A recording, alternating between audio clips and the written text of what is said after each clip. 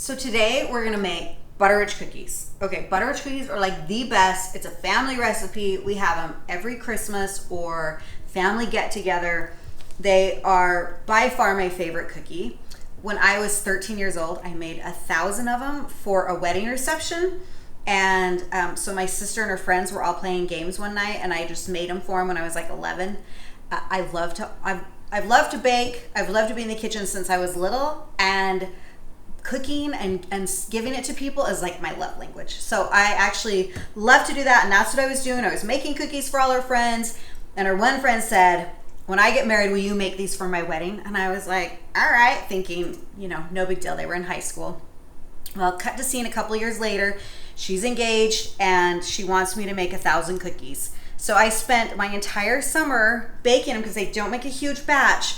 And I would do a double batch at a time. And I did this all summer long until her wedding came at the end of the summer. So anyway, I froze them. I didn't just leave them out to go stale all summer.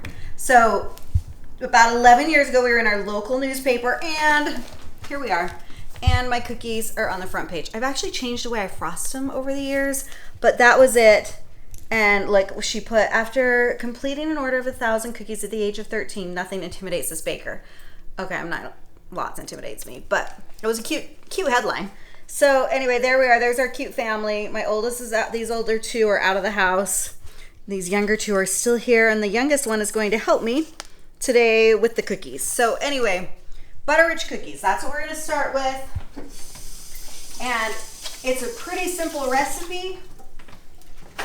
Butter, we do a cube and a half, 3/4 cup of butter, and it's just softened. So not melted, but not hard. You want it just softened. And you add to that a 1/2 cup of brown sugar. Do you like my dollar store measuring cups? I've bought the fancy schmancy, like black ones, metal ones, and in the end, I just like my little dollar store. So we have a tablespoon of white sugar, and then you're gonna wanna just mix that just till it's combined. And then okay, so then we just have 1 egg yolk. Not the whole egg. So again, we're just gonna crack it. Some people I've watched the Food Network shows, and they just put it in their hand and stuff, but I feel like the shell works well at getting the yolk, because the shell, kind of cracks or kind of cuts the white. So I'm gonna throw this white out and just keep the yolk. And then I'm gonna throw that in to my mixture. So just 1 egg yolk. Again, use a teaspoon of vanilla. And 1 3/4 cup to 2 cups of flour. So this is actually 1 3/4 cup measuring cup. So I'm just putting this in. Now, I want you to see the texture of this, because the interesting thing with this is you're gonna put the flour in, and it's gonna be, like, it's gonna get crumbly. And it's like, wait, this looks weird, because it just kind of gets crumbly. And give it a minute. Don't panic. Don't add liquid. That's just what it's supposed to look like. So we're mixing it. Okay, now see how crumbly it's getting? Don't panic, because in a minute, it's gonna mesh together. It's gonna incorporate. And there we go. That's exactly the texture you want. See how it's kind of pulling away from the pan or from the bowl? That's it. And that's your cookie base. That's all there is to it. So now, here comes the part that takes a little bit more time. We have to roll. My daughter's gonna help me with this. So let's move this. And so we usually only have these at Christmas because they're just kind of rich and fattening, and I can eat like a whole pan in a couple minutes, and that's not good. So anyway, we try to keep it to something special. So then we just roll them. I like this mat because, okay, my daughter's coming. My daughter Emma is coming, and she's gonna help roll these out. So are your hands clean? Wash your hands. So this is a great pat because this is a great mat. You want it basically the size of that inner circle. They're tiny. When they come out, they're no bigger than like a 50-cent piece. Not that we really have 50-cent pieces much anymore, but that kind of size is what you're looking for. So bigger than a quarter, 50-cent piece size. And they're not really thin. They're not huge. One time I tried, I'm like, okay, like these are such good cookies. I want to make them big so you could like sell them or something, but it doesn't work. I've tried baking them and it just doesn't turn out. So just know these are like little, you know, English tea cookies to go with your little tea party kind of thing. And they're not for selling at the local cookie store. Anyway, so we're going to do that. They're perfect for showers and obviously wedding receptions. People raved about them. Not that I got paid or even a thank you note, but it was still fun to make the cookies. Okay, so Emma's helping me. We just roll them and put them in the center. So we're going to do that for the whole tray. Now the key with these is you do not want to overbake. Like it is critical that you don't overbake these babies because they are, you don't want them crispy. They're a lovely, soft, rich cookie. And so you only want to bake them for 7 minutes at 350.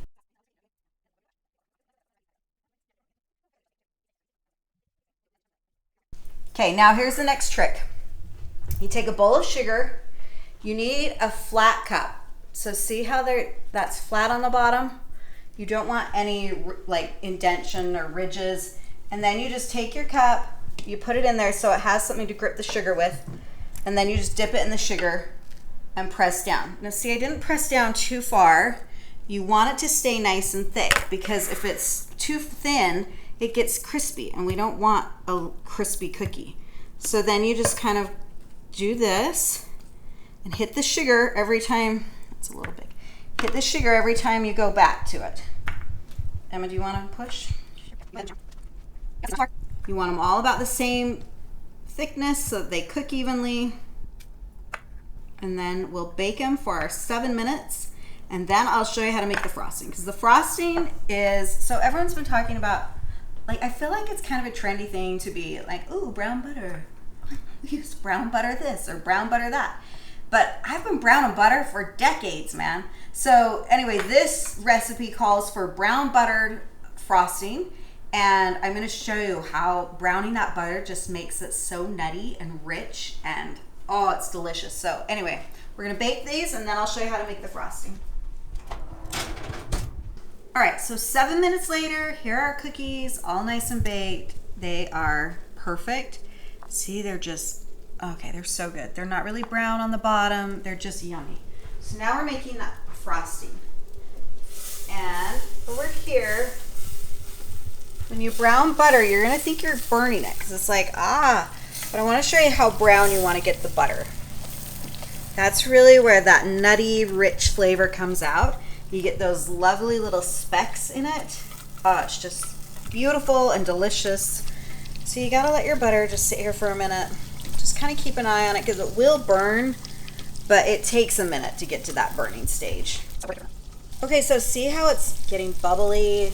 And my heat is on, I'm on a 4, so you want medium to medium low heat. And see how it's just kind of nice and starting to really butter or bubble, and then it's going to start to turn brown here in a minute. So we're going to start to see the color turn. Oh, see, look, it's turning.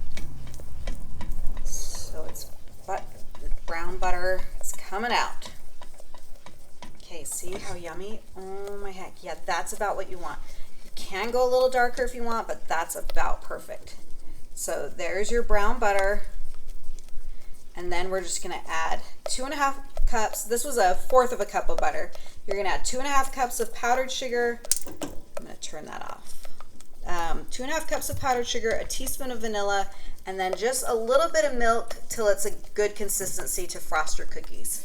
So you can start with like a teaspoon and then just kind of add depending. So there we go, like nice and rich. And now we're gonna add in the powdered sugar. Move my mixer over here. So it's good to have a hand mixer for this one, just because then you can cook it directly, just directly in your pan, or you can mix it in your pan. So take your powdered sugar.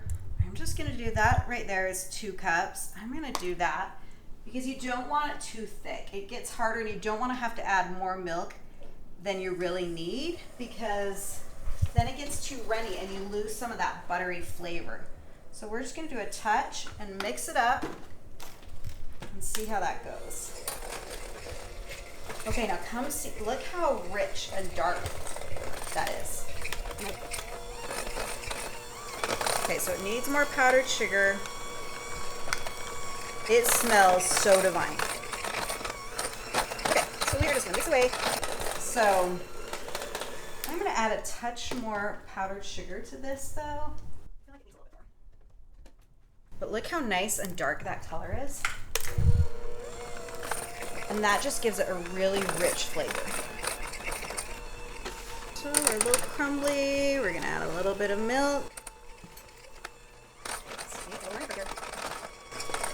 Now this is gonna come together nicely here, and I'm just gonna mix it for a minute. I don't wanna add a whole lot more powdered sugar because I'm liking the look of it, the color. And then we get ready to pipe it. So when I made them for the wedding, like all growing up, I just kind of frosted them with a knife. But I have found that just putting them in a piping bag, putting the frosting in a piping bag, and piping it on is just the way to go. They look prettier, they're easier. So we're gonna take our frosting. The easiest way to fill a piping bag, just put it over a glass, and then it just slides on in to your piping bag, and then you can start piping it onto your cookies.